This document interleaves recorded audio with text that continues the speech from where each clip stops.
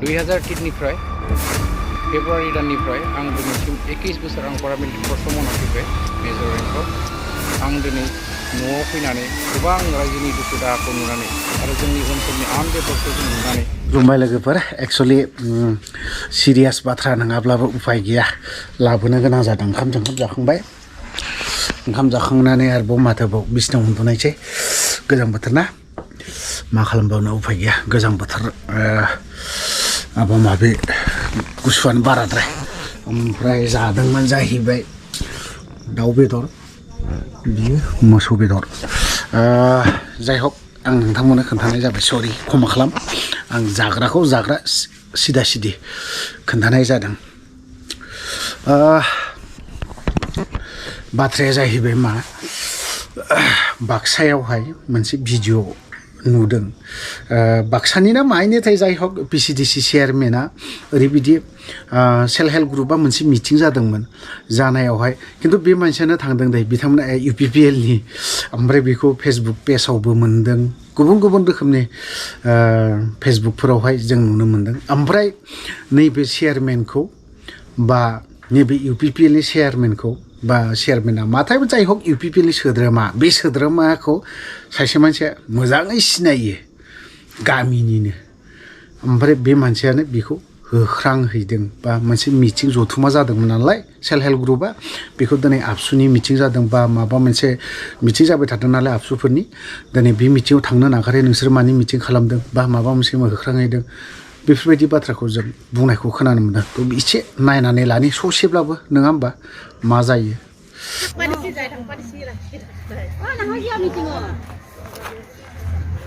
এটা meeting time এটা ইয়াতে ইটলা বন্ধ কর দি কালি করিবা তো কি যাবা করিবা বন্ধ কর পয়সাখিনি উঠাই ল বন্ধ কর এটা ইমান ডাঙৰ প্ৰগ্ৰাম চলিছে তুন আৰু ইয়াতে আৰু মিটিং কৰি আছে ইয়াতে মানুহ নাই কিবা নাই ডাঙৰ CM ছাৰ আহিব তুন আৰু ইয়াতেহে যাব লাগে হা এটা আমাৰ বিটিআৰ ইমান CM ছাৰ আহিব তুন ইয়াতেহে থাকিব লাগে এইগলা আৰু তুন ইয়াতে মিটিংহে কৰি আছে এটা বন্ধ কৰ এতিয়া नोंथांमोना खोनाखाबाय जानांगौ बे भिडिअ'खौ चेयारमेन ना मा ना UPPLनि सोद्रोमा आं भिडिअ'खौ टटेलि होजोबखाबाय नोंथांमोना नुखाबाय जानांगौ थ' बावहाय सोरबा गोरों गाज्रि मोनदोंबा बै सुबुंनि खोथासै मोनसे खोथाया जाहैबाय 2003आवहाय सासे पेरामिलिटारि मावनानै साख्रि मोननानै रिटायार जाबोनाय ना बै सुबुङा दिनैहाय BPFआव मैया क'क्राझाराव आर'नाइ रेस्टुरेन्टआवहाय बिथाङा जइन जाहैदों थ' दिनैहाय सोंलुआ नैबेसो सासे पेरामिलिटारि साख्रि मावनाय सार्भिस हल्डार रिटायार जानानै फैनाय बै सुबुङा हाग्रामा सारनि जिखिनि खामानि मावनाय बेखौ मोजां मोननानै बिथाङा हाग्रामा BPF सरकारा जेनखानाय अबस्से दिनै थेवबो बे जेनखानाय पार्टिजों मानो जगदान जाहैखो बे सासे आर्मि पेरामिलिटारि रिटायार्डमेन्टआ थ' दिनैहाय बिथांनि जाखिनि बाथ्रा बुंनाय बेखौ आं लास्टआव एसेब्लाबो होनानै होगोन जानायनिबो ओंथि दं खारन दं जाहोन दं जायफ्रा इण्डियान आर्मि पेरामिलिटारियाव होन बा गुबुनावहाय साख्रि मावनाय सुबुंफोर बिथांमोना आवगोलनि सरकारखौ मोजाङानो जा गाज्रियानो जा खारन दिनै बिथांमोना डेभेलपमेन्टखौ जौगाथायखौ एसेब्लाबो नुदोंमोन न' डाउट बिथांमोननि BPFनि सरकार सालायनायावहाय गोबां जाथाय जादों फिसा फिसौ अब्लानि समावहाय मामोन आन्डारग्राउन्डआ बारा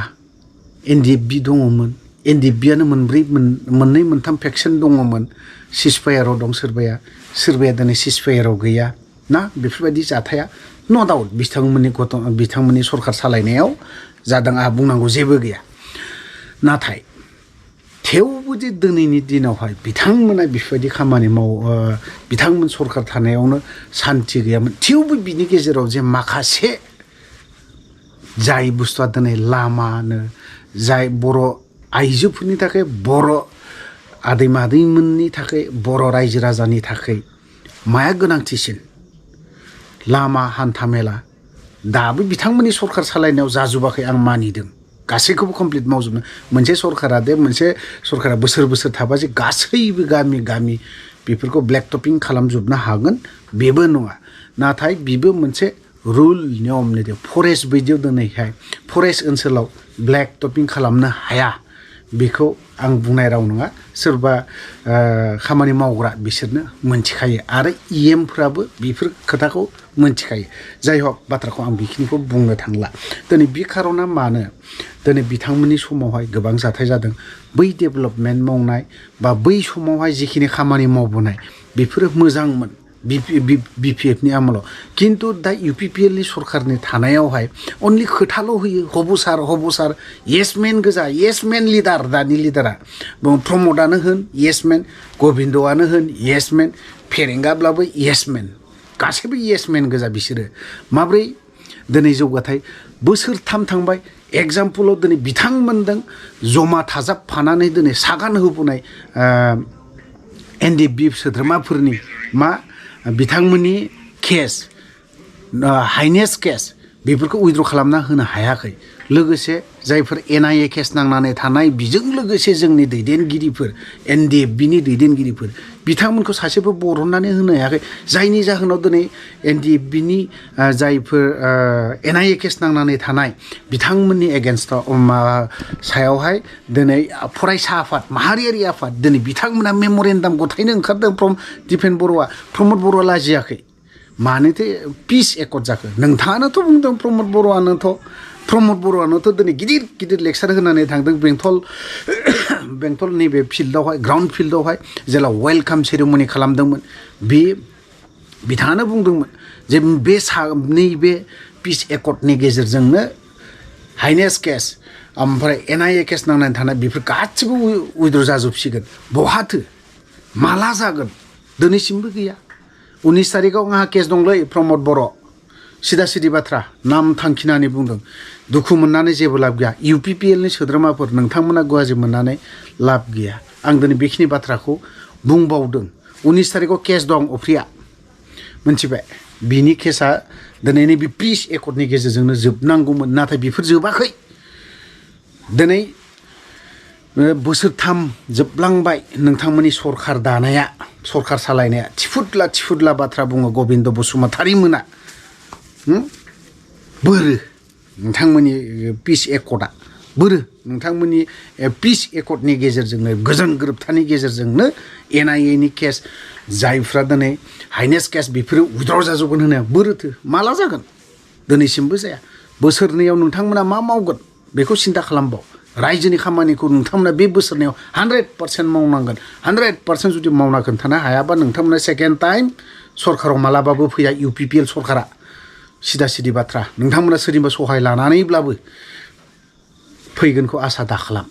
जायनि जाहोनाव दिनै इउपिपिएलनि दैदेनगिरिफोरा गावजों गावनो सोंखारिलायनाय स्रुद मुखे सोंखारिलायबाय थानाय जाय हक बाथ्राखौ गोलाव बुंनो सानाखै आं जाय सोद्रोमाया दिनै 2003 आवहाय पेरामिलिटारियाव जइन जानाय बै सुबुंनि माखासे बिबुंथि दं बिथाङा माखासे भिडिअ खालामनाय गोबां निउस पर्टेलफोराव नोंथांमोना नुबायबो जानांगौ ओंखायनो आंबो बेखिनिखौ होनायनि थ' लोगोफोर जाय इउपिपिएलनि ना सोद्रोमाफोर जाय इउपिपिएलनि आंनि कमेन्ट लिरग्राफोर बिथांमोना दुखु मोननानै लाब गैया आरो लिरनानै हरबाव गाज्रिनि अफ्रिया मा लेथ्रा मावदों